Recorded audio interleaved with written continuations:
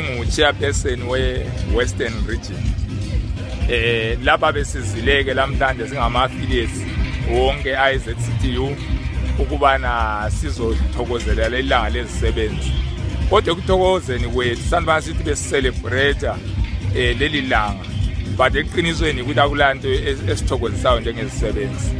Okwenza buya lapha siyananzela ukuthi after iminyaka le 37-38 years sithole uzibuse izisebenzi zokuzithole kanzima. Sikhuluma kanje kathesi siyananzela ukuthi amakhampani alapha koBulawayo leZimbabwe avalwa. And sevalelwa amakhampani sathe ukuthi azavulwa. Uhulumende ngo-2013 wasithembisa ukuthi uzavula imisebenzi 282 million, but esakunanzela ukuthi ayekwenzakala isetani baqhubeka begxotshwa. Njalo sinanzela ukuthi phezu kwalokho nxa izisebenzi ziyakhulumisa lethi intubo zalo uhulumende yethu usele futhi kubaxotshe. Singananzela kathesi sile ndaba ezibambeka lapha esingathi sizithini ukuthi okokuqala akulamamali amabhenki abantu bayadubeka, abantu babhizi bayaretrenchwa beqotha imisebenzi, abanye bayasebenza bengaholi.